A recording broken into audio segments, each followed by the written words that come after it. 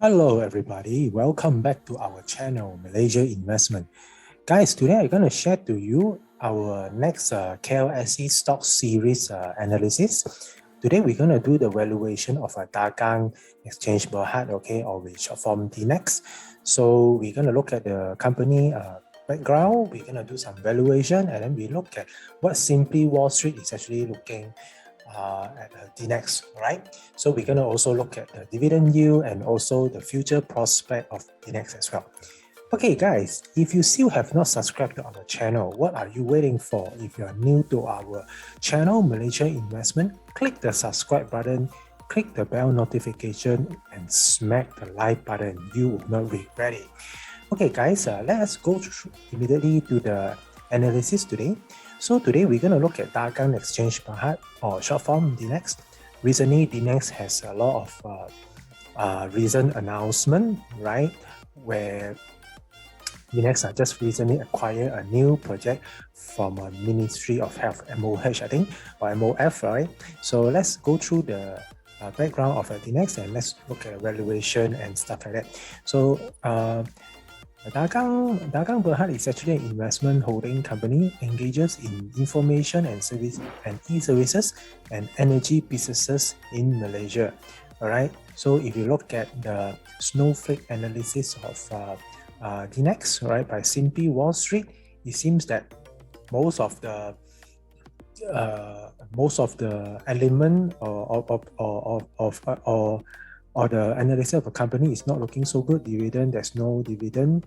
Later we'll look at whether the company is overvalued, the future prospect, and the past growth, and also the health. All right. So health is actually doing good, but the rest is not much information there. So earnings have declined by 23.9% per year over the past 5 years, and shareholders have been substantially diluted in the past few years. All right.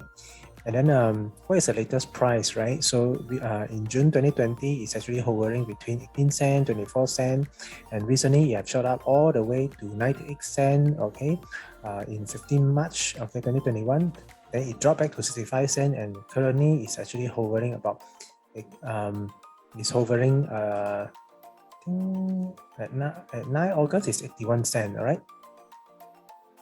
So DNEX is not significantly more volatile than the rest of Malaysia stock over the past 3 years. It typically moves around plus minus 9%. Okay, DNEX weekly volatility has decreased from 14% to 9%. All right, so volatility has reduced a little bit.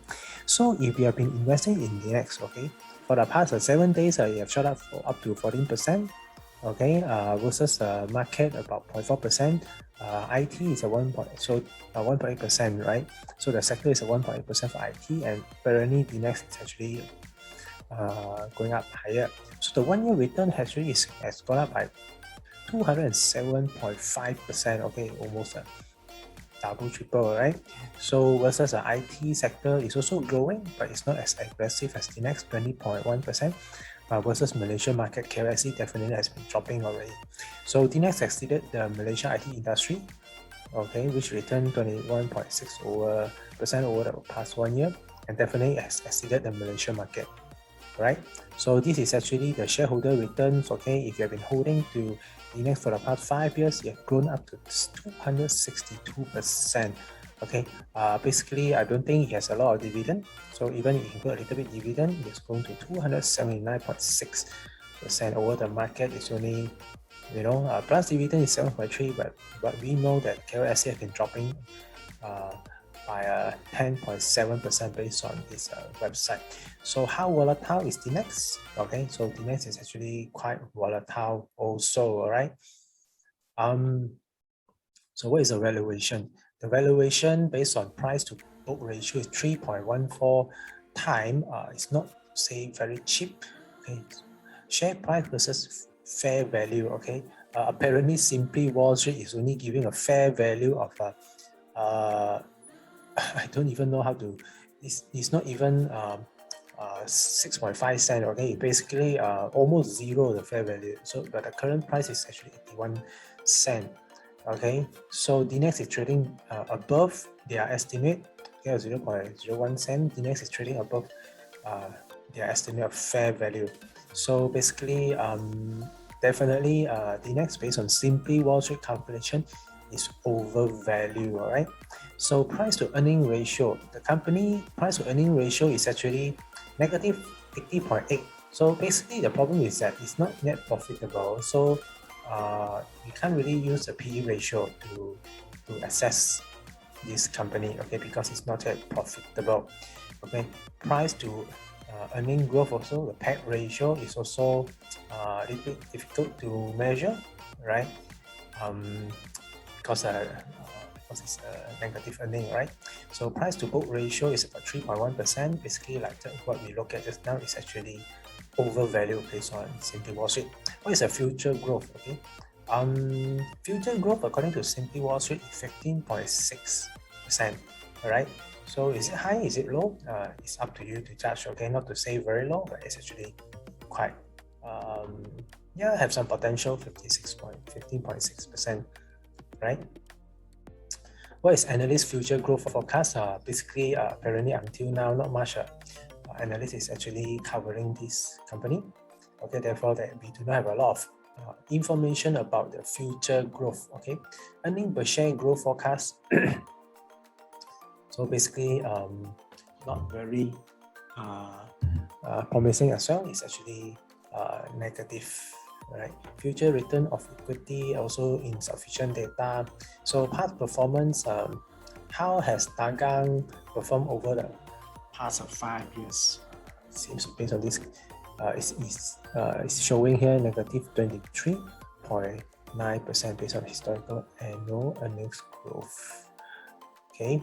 Okay, let's go on further. Okay, so ROE is actually negative 4.7%.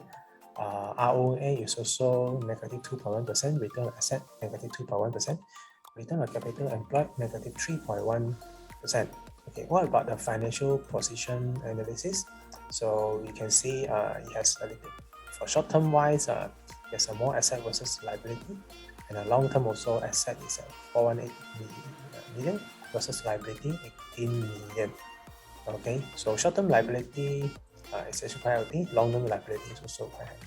Debt to equity history and analysis.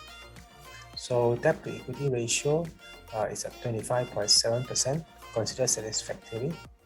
Okay, but our debt to equity ratio has increased, okay, from 20 to 25%. Okay, so it's actually increasing lah. Okay. But anyway, DNEX debt is well covered by the operating cash flow. Okay, so this is the balance sheet. You can see they have a lot of asset and then liabilities only this number. So basically, equity is higher than debt. All right. So dividend. So basically, they don't really give a lot of dividends, so nothing to cover here. Okay, and then they're basically not giving any dividend payout. So management is actually have 3.9 years experience in the company. CEO is actually Shaikh Zainal bin Shaikh Muhammad Tahir. Okay, he's 59 years old. So these are all the leadership team: Zainal bin Abdul Jalil, Muhammad bin Yusuf, and all these people. So you can look at all the details here. All right. So ownership, nothing to cover there. So ownership breakdown, you can see majority held by the general public, about 70%, private company 13.8, individual insiders 7.7, public companies 5.7, institution 3.7%. Okay, so these are the top shareholders.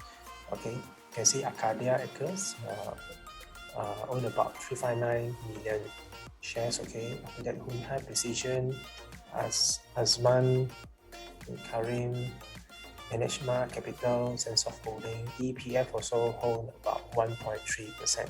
So major holder is actually Arcadia Acres. Alright, so that's it, guys. So these are the evaluation that I have covered for DNEX. So basically I have covered the valuation for DNEX. So should you buy? So I think that's based on the analysis just now, most of it is actually not much data. It's very hard to make decision. So I don't see a very consistent growth as well for DNEX. Okay, so This is something that our KIV, I will not buy for now, but it's really up to you. You need to do your own homework, right? You need to do your own research. Okay, guys, thank you so much. If you watched until now, please remember to click the subscribe button, click the bell notification, and smack the like button. Till then, okay, we're gonna cover future stock or KLSE stock in the near future. So let us know what are the stock that you wanted us to cover. Okay, we will definitely consider it, and we will actually post those videos for you. Okay, till then, stay safe and bye.